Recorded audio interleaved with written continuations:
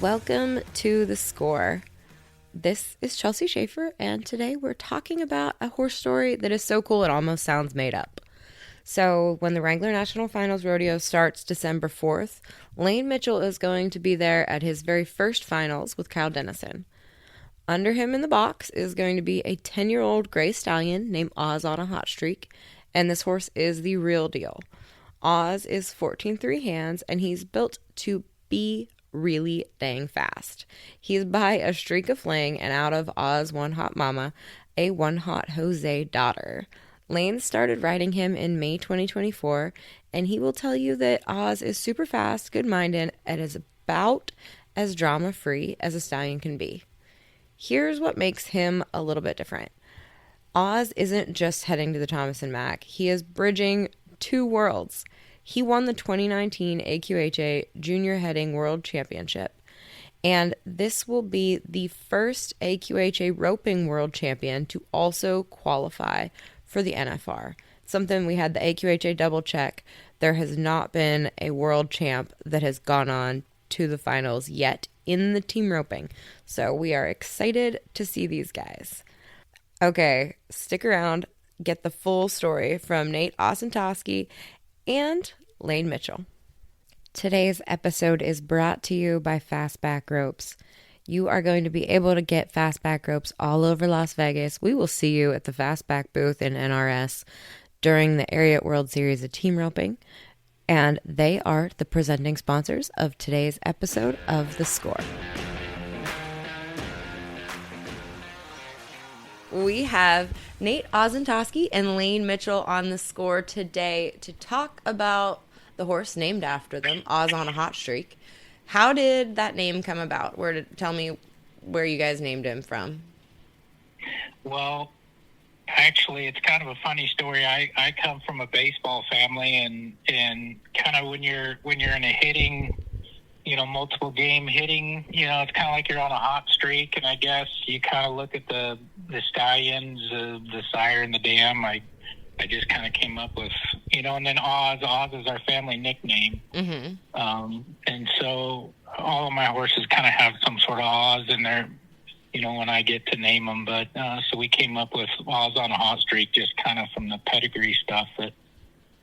Tell me about is kind of where how he came to be then. Like how did you decide on that cross? I just really like the running cow. I've followed a lot of programs kind of through the Dakotas and for a lot of years. And then, the One Hot Jose is, up here, this far north, really not anybody had any idea what One Hot Jose was. Mm-hmm. And so I thought it'd be really cool to bring a horse of that caliber, some bloodlines up here to the north. And, my program at that time was to kind of, I was just selling babies or selling 2-year-olds, 3-year-olds. I had no plans really to keep this horse, and we had sold him as a baby. And then, the previous owners had some health problems, and then he won the world with him as a 4-year-old. We had the opportunity to buy him back as a 5-year-old, but we just didn't really want to keep showing him. And we wanted to do something, different, try and get him in the PRCA, and that's where our good friend Anton Williams came into play. Is I didn't have any context down there to get to that level and to get a hold of these guys. Yeah, I'm just a no-name guy up here in Nebraska, so to get a hold of these guys to try and ride your horse, I'm sure they get 20 calls a day of, hey, would you ride my horse for me? I think you need to ride this horse. He's really good. I needed somebody that knew what they were talking about to try and swing a leg over him and to see if he'd work for him, so... And so why did you buy him back when you had the chance to buy him back? Well, I'll tell you, my wife thought I'd never be happy till I owned a stallion. Mm-hmm. And I thought that would, everybody says you're not a real breeder until you own your own stallion and this and that. And I was kind of over the whole thing. Like my program was in the, I was in the green. I was doing good. I was just selling babies. I had a nice small broodmare deal. We're not big. We're still not big, although I did add a few mares to my program. But it just, she says, she thought, and I was kind of over it. She says, you're never going to be happy. And she goes, what better chance are you ever going to have to own a horse of this caliber that's already won the world. It's not like we're starting from scratch. He won the AQHA World Show. You know, she goes, are you gonna, I says, probably never. We'll never have the opportunity to do it again. And I guess if we make that decision, then we're fine. But anyway, so I kind of feel like she talked me into it. And I'm like, yeah, you're probably right. We should give it a whirl, but I'm only going to do it, you know, if we can take him a different direction. So I actually had Anton and his son. They actually flew up and tried this horse out. And then my good buddy from Colorado, who's a vet, they all flew out. And, you know, of course, he looked him over, did his vet work and stuff. And I think they probably ran 6. I don't even know if they ran 10 steers on him.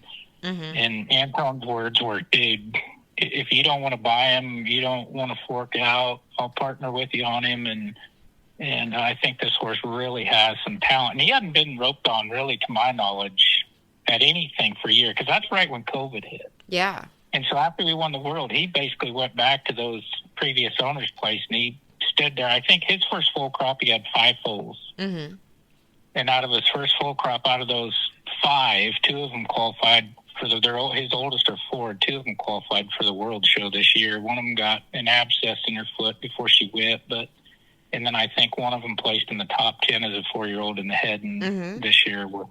So anyways, I'm kind of going off. That's what I want you to do. You just keep telling the story. I love it. I'm surprised I'm rambling this much. I love it. It's all good. Well, we got to get Lane in here. Lane. So Lane, how did you come to know Oz? Yes, I'd seen the horse before, and probably when Ross had him, because Ross had him for a while there too. Yeah. Yeah. Did Ross win Calgary on him? Yeah. Yep. Okay. So I'm sure you saw him back then. Yes, I'd seen the horse, and I was needing the horse, and my father-in-law knew I was needing the horse, and I don't remember where it was, but anyway, Anton and my father-in-law, Tommy, come in contact and got to talking, and long story short, something got brought up about this horse and me, and my father-in-law called me and was like, hey, what do you think? Would you want to ride Oz? And I was like, absolutely. So I got him maybe last May, I think. And I've had him ever since. I hauled him last summer and then this summer, so it's been pretty good. Lane. Your career, you're 31, is that right? 30. Correct. When did you buy your card? What year? Do you remember your rookie year? What your rookie year was? Yes, it would have been 2016. I was roping with Marcus Terrio going to the college radios. Got it. And I was still in my permit. That was my senior year of college, I guess. And Marcus, we had made the college finals, and he said, why don't you buy your card, and then we'll just rodeo for a month, go to Dodge City, and go home. I was like, I don't know. And then I ended up doing it. So I literally bought it right before we left. So it's been a minute that you've had your card, I guess you could say. What was the difference maker this year, or why was Oz such a difference maker for you this year? He's just good. Like, he wants to help you. He wants to be on your team. He's trying to let you catch. He's durable. He's good-minded. Nothing really excites him. He doesn't let the little things bother him. You know, he knows his job, and he's prepared to do it every day. And he's just, honestly, nothing gets in the way of that. He's really fast, and he's just good. I can ride him in all setups. I can ride him at Salinas, or I can ride him at Odessa, or Austin, some of the fastest setups, and then some of the hardest setups. So he scores. He's good in the box. He can run, and he's easy to rope on. And he knows his job, and he's prepared to do his job every day. Yeah, he looks the same every time. Yeah. Yes, he doesn't get distracted. The loud music or, you'll see, it's funny because you'll see some horses, they see a Ferris wheel at the fair and they lose their mind. Mm-hmm. And they're done for the day. Or, they get in little buildings and they're just a wreck. And he doesn't, none of that stuff affects him. He's good-minded. He's good to haul. Haul's good. I mean, big drinker. Always drinks water. He's just a good horse. What about this journey has been special for you, Nate? Like watching Lane this year. Do you have tell me about that experience for you as an owner? I think everything has been great. You can just tell, the horse seems happy. It's just the right fit. I mean, the way Lane and Jordy take care of that stud, it just means the world to us. We don't get to see him every day. My wife's the one she's done so much behind the scenes to make all this happen. And she's kind of one that does a lot of the busy work behind the scenes. And so she doesn't get a lot of credit for it, but she's the one that likes the pictures here or there. Jordy's out doing some massage, something with him, and she'll send her a picture, but just seeing how happy he is. And he just loves his job. And, just the whole journey with Lane, you can tell the horse is just happy and they care a lot about him like he's one of theirs, and that just means the world to us for sure. So it's not just one thing, it's probably just the whole picture that you just tell the horse really enjoys what he's doing and to compete. One of my favorite stories, I got a good buddy that we sit back here and chat once in a while about this horse deal, and he says, you watch that horse explode out of the box and go rope that steer, take the jerk. And then as soon as Lane undollies that horse, he just puts his head down, licks his lips, and just walks off. And his disposition and the athleticism and all that combination, you just tell he's happy and he enjoys it. And I think that means a lot to us. And then he's starting to get some recognition for, what caliber of a horse he is. To hear Lane say such great things about him, and I know he means it. The horses, they're just a great team. They're fun to watch, and we'll be rooting them on for sure. Now, Lane, you've not gotten to run 10 steers in Thomas and Mack before, so this is a first. Why do you think, or what do you think about having watched it, that Oz is going to be a good fit there? We haven't been there yet. He hasn't been in the building yet, so tell me more. Obviously, no, I haven't been there and I haven't put him in the situation yet, but he's all the other fast setups. He's done good. And, I just think like Nate said, he fires out of the box. He can run. He's not going to cow up down the arena or get in my way at all. He's not going to keep me from being able to do my job the best of my ability. So, and throughout the year, you get put in so many different situations at so many, every rodeo seems like it's a little bit different. And, he always wants me to catch. So I think it'll be no different. At the finals, just a positive mindset, I guess, but all the other, all the rodeos are different setups, different feels, and he hasn't failed me yet. So I don't see it coming. So and I think he'll do fine. He's going to do good. What a cool combination behind Bartender too. Like, why? Any thoughts on why he works behind Bartender when Kyle's on him? Bartender's fast, and that's a lot of horse. I mean that's a head horse. I mean, he has been for a long time. And a lot of great headers have rode him.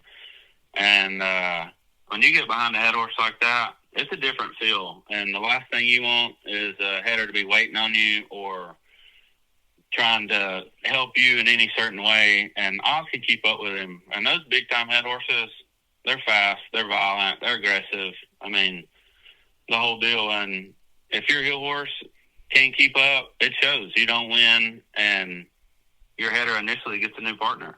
So you have to have a heel. I mean, that's just the cut and dry part of it, For sure. So you have to have a heel horse that can keep up with the pace of play and play the game. Yeah. And he does it. So I think that's been the huge difference for me, is that he can keep up with those big-time head horses. And a lot of the great healers that you see, their horses can.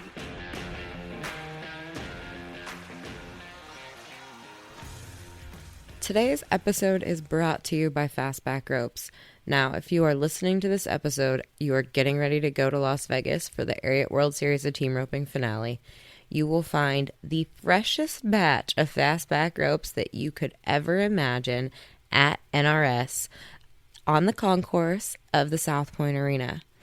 They're going to have a little bit of everything, or a lot of bit of everything in their selection: a Cobalt, Excaliburs, Venoms, the Centerfire, the Cure, the Instinct, the Mach 3, the Ultimate 4, the Cobra, Centerfire 2. Whatever your taste is in Fastback Ropes, you will find them at the South Point.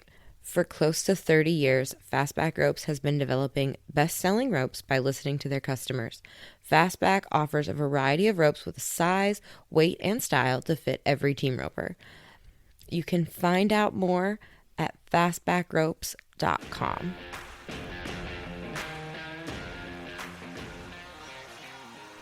Now, Nate, are y'all coming to Vegas to watch? Yes, and it's funny you brought that up, because my wife, for I don't know, weeks, if not a month, she's been wanting to drive out there because she says she wants to do so much shopping that she doesn't want to have to get it all shipped back. And I've really tried to be supportive of that. And I don't love to drive that much, but I've never made that drive before. And I figured, well, we could make the way out there, but, the way home was going to be a little rough. So today I was looking at the weather, and it looks a little rough. So I think we're finally just decided we're going to fly now. But thank God. What a blessing. Oh, yeah. Thanksgiving, perfect Thanksgiving Day gift. Let's just fly. There's a little pressure. Well, and I told her, I said, listen, that first night at the NFR is pretty special for Lane and Oz. And I says, we run into one, weather deal going across the pass through Colorado or something. I said, that delays us.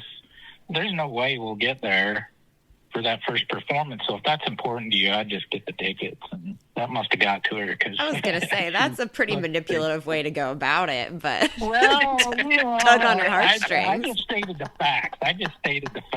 And I let her process it. So I love it. Yeah. Now, what kind of care does Oz require? You said he gets massages or some TLC. What kind of care does he get on the road?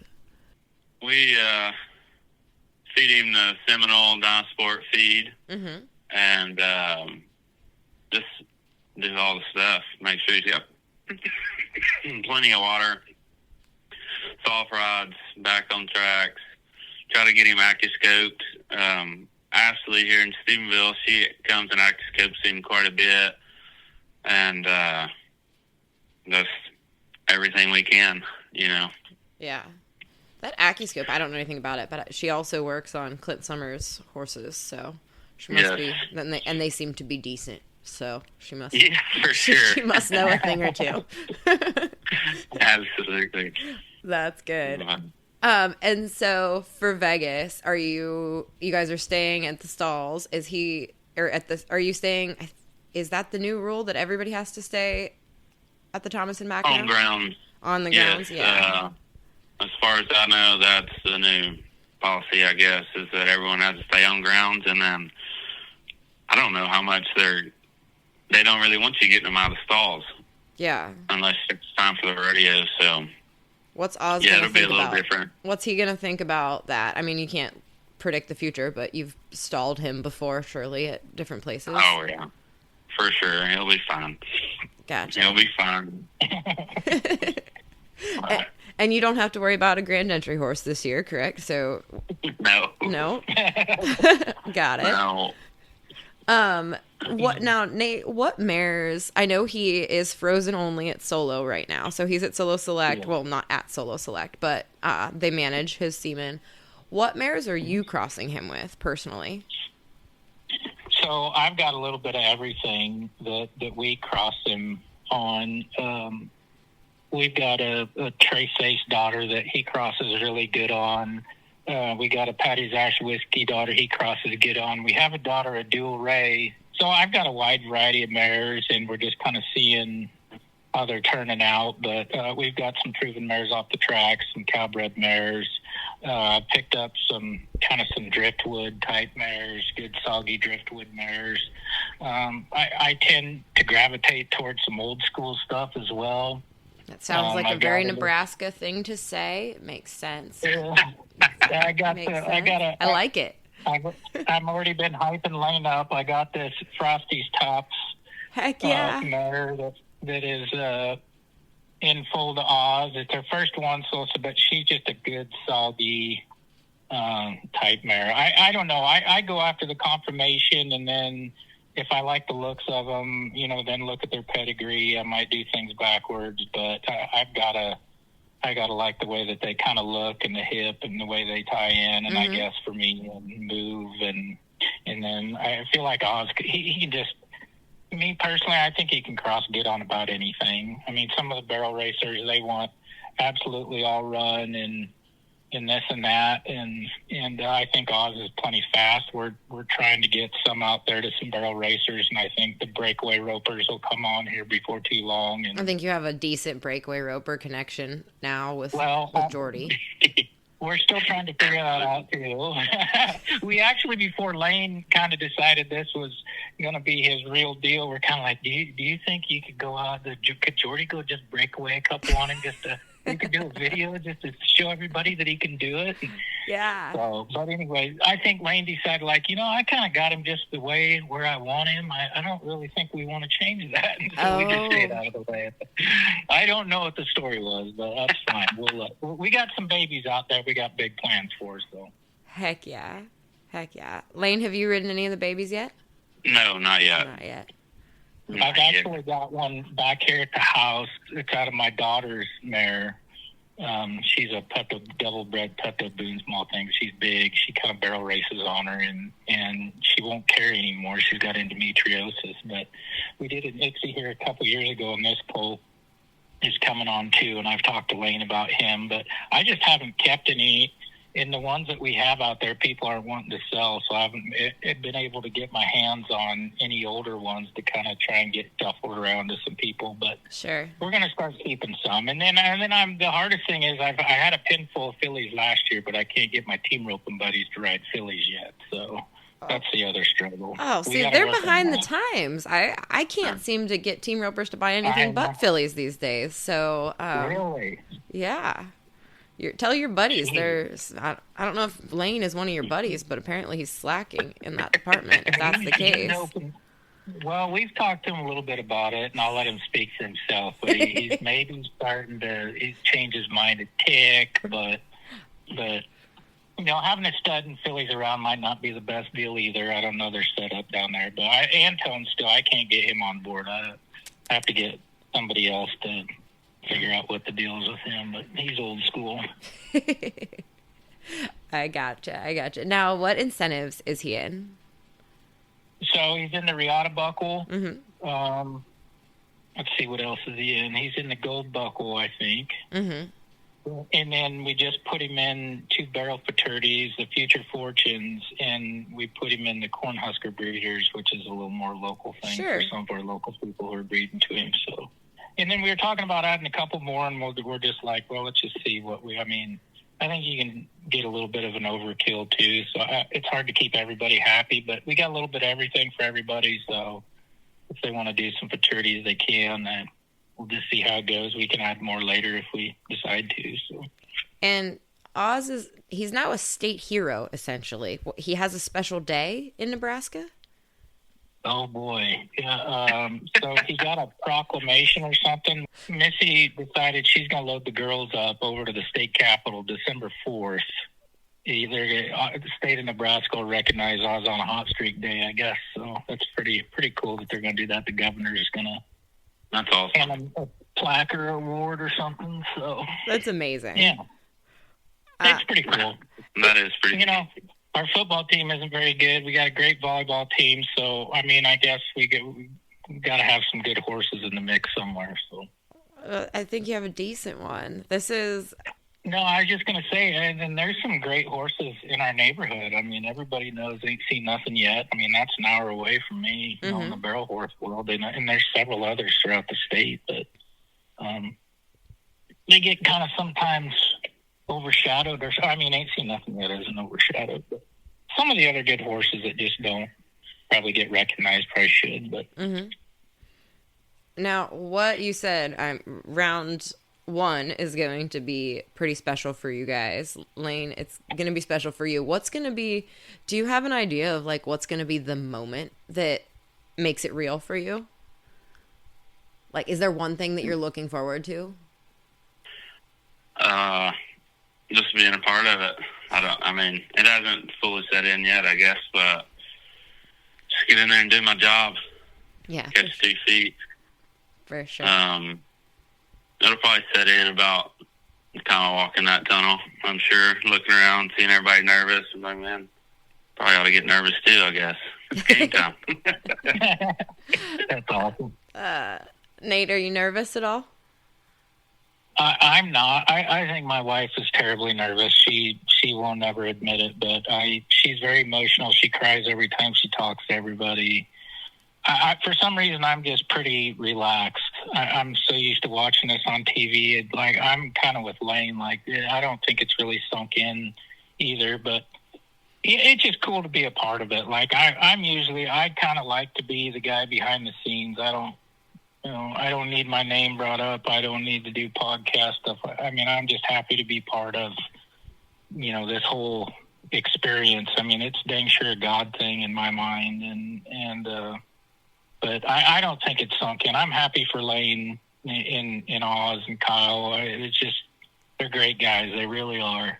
They're easy to root for. They're easy to, I wish I had a huge bank account. We could just send them down the road and sponsor them even more. But unfortunately, the ranch takes up quite a bit of those extra funds. So yeah.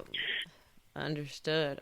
Now, he's the first, a fun fact that I will probably talk about in my introduction too, but the first stallion to win an AQHA world title and qualify and compete at the NFR.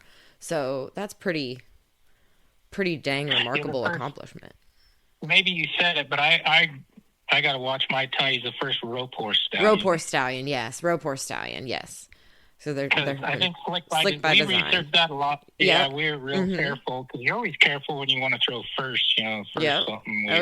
And so we tried to Google, and then we actually had AQHA. I don't know, Missy talked to somebody over there about it. And I think they did verify. Yeah, they did. First rope horse sire. Yep. Yeah. So that's pretty dang cool. That's very cool. Lane, you did that. You did the work on that second half of that, sir. It was never possible without Antone and Lane. Yeah. So I feel like he did it for me. But. I love it for you guys. Well, thank you both so much for taking the time, and I will see you very shortly. You guys are going, Lane, are you going straight to Nevada from Texas? Yes, we will leave Sunday and drive straight through. Gotcha. We're too scared to stop anywhere. Yep, everybody is. It seems like so. I will see you guys Monday and check in at some point, and we will all get to enjoy this next couple weeks. So thanks, guys. Looking forward to it. Thanks. You bet. Travel safe. We'll see you guys in Vegas. See you guys in Vegas. Bye. Right. Today's episode is brought to you by Fastback Ropes. You are going to be able to get Fastback ropes all over Las Vegas. We will see you at the Fastback booth in NRS during the Area World Series of Team Roping. And they are the presenting sponsors of today's episode of The Score.